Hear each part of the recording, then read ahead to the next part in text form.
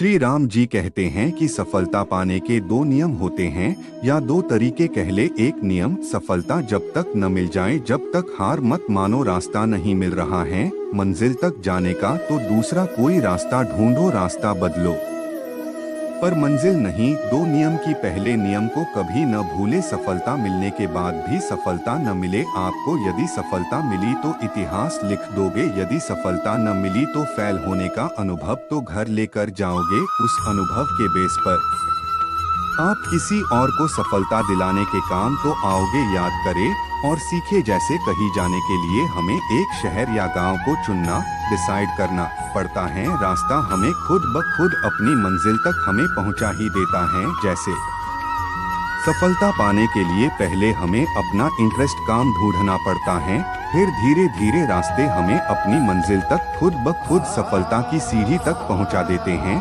अक्सर लोग सफलता पाने के लिए रास्ते तो बना लेते हैं, पर रास्ते में कुछ समस्या आ जाती है तो सफलता पाने का रास्ता ही बीच में छोड़ देते हैं, क्योंकि उनके पास समस्या को कैसे सुलझाया जाए उसका समाधान उनके पास नहीं होता है। हम आपको इस आर्टिकल के माध्यम से बताएंगे कि कैसे समस्या को फेस करना है, कैसे उसका समाधान निकालना है, पर बीच में अपना सफलता का रास्ता नहीं छोड़ना है। अधिक जानकारी के लिए पढ़िए पूरा आर्टिकल। हमारा सफलता के शिखर पर बैठा हर इंसान सभी को भाता है, उसे देखकर मन में विचार हमारे आता है, मुझे भी बनना है इसकी तरह। ये एक अच्छी बात है, आप उनसे इंस्पायर हुए, आप उनसे एक इंस्पिरेशन ले सकते हो, पर आप उनके जैसे नहीं बन सकते। ये एक कड़वा सत्य है।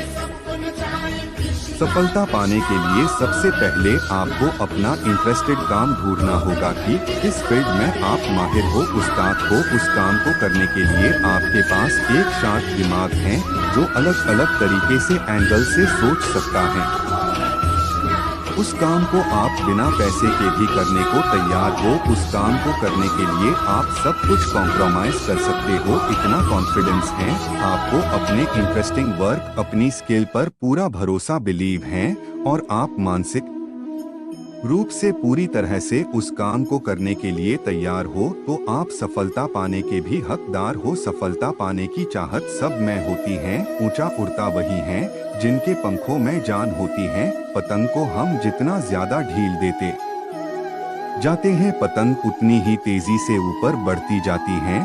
फिर ऊपर से हमारी पतंग किसी भी पतंग को आसानी से काट लेती हैं या कट जाती हैं, सही ज्ञान न होने की वजह से। ठीक उसी प्रकार से हम अपने पसंदीदा काम, अपनी स्किल को बढ़ाने के लिए हमें अपने ज्ञान, नॉलेज को धागान की तरह लपेटकर अपने दिमाग में स्टोर करके रखना होगा, ताकि हमें अपने काम में किसी भी तरह की कैसी भी परेशानी क्यों न आ जाए, हम उस परेशानी का समाधान बड़ी आसानी से निकाल पाए, वो भी बिना किसी के मदद के। आपको अपनी फील्ड का ज्ञान खोजने से मिलेगा, जैसे इंटरनेट से, वीडियो से, अपनी फाइल में, अपने गुरु से, बुक्स से, अपने सीनियर से मिलकर आदि से। आपको अपने ज्ञान को बढ़ाना होगा। ज्ञान बढ़ाने से आपको ये फायदे मिलेंगे, जैसे आपका आत्म सुधार होगा और आपका सेल्फ कॉन्फिडेंस लेवल बढ़ेगा। याद रखें, अपनी नॉलेज को बढ़ाते समय आपको जरा सा भी आलस्य नहीं करना है, बल्कि आपको तो चतुर और चालक बनकर अपने ज्ञान को हर जगह से बटोर लेना है। ध्यान लगाने से ज्ञान मिलता है, गुरु के आगे सिर झुकाने से आशीर्वाद मिलता है, ज्ञान को सहेज के रखने से और समय समय पर उसका इस्तेमाल करने से सफलता के शिखर को आसानी से चूमा जा सकता है। शिक्षा सबसे शक्तिशाली हथियार है जिसका उपयोग आप दुनिया को बदलने के लिए कर सकते हैं। ज्ञान वो शेरनी का दूध है, जो पिएगा वो दहाड़ेगा। ध्यान लगाने से ज्ञान बढ़ता है। तीर से निकला हुआ बाण और ज्ञान से निकला हुआ समाधान कभी खाली नहीं जाता। पानी की तरह लगातार बहना होगा, चाहे राह में कितनी ही मुश्किलें, चट्टानें क्यों न आ जाएं, उनसे टकराते हुए आपको लगातार आगे बहते रहना होगा। ये दुनिया का नियम है।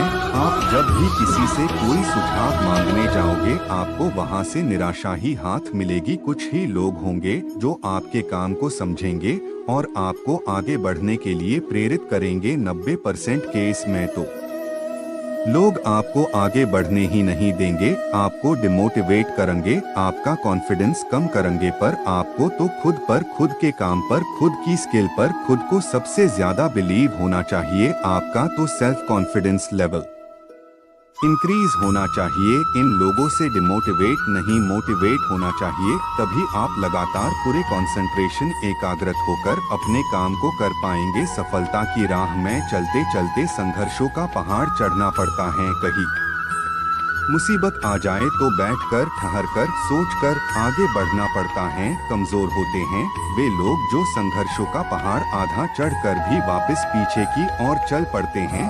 ठहरे हुए पानी को देखकर कभी ये मत सोचना कि ये कभी बह नहीं सकता।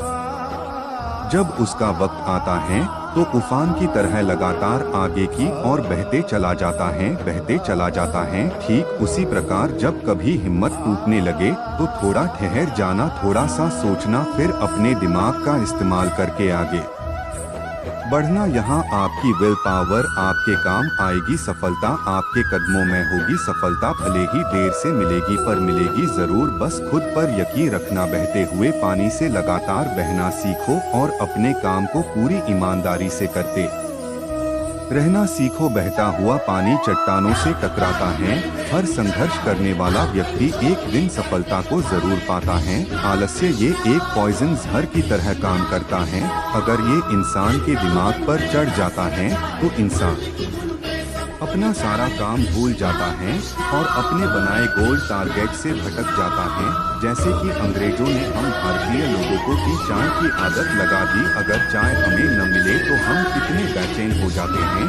जब चाय हमारे होठों तक पहुंचती है तो हमें कितना सुकून मिलता है। ठीक उसी प्रकार आलस्य भी ऐसे ही काम करता है। जब आता है तो सब कुछ तबाह कर देता है। जो इंसान को अंदर ही अंदर मारने का काम करता है। किसी भी चीज की अति होना अच्छी बात नहीं होती। इसलिए हमने आलस को स्लो पॉइजन जहर कहा है, क्योंकि ये आलस्य ही है जो इंसान को सफलता के मार्ग से भटकाता है। आपको आलस्य नहीं करना है, आलस्य से बचना है।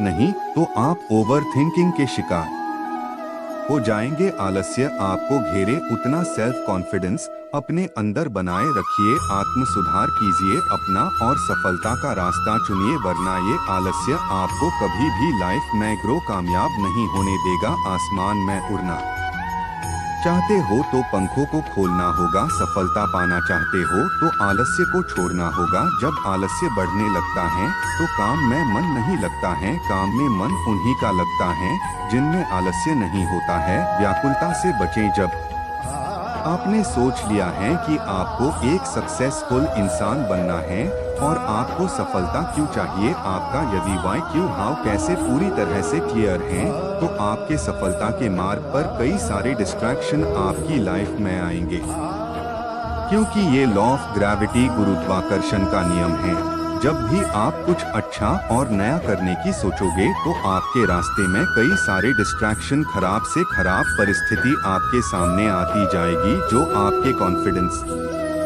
लेवल को गिराएंगी। इस परिस्थिति में आपके वाई और हाउ ये दो वर्ड आपको ताकत देंगे, आपका विल पावर बढ़ाएंगे, आपको मानसिक रूप से ताकतवर बनाएंगे, हर परिस्थिति को फेस करने की ताकत देंगे।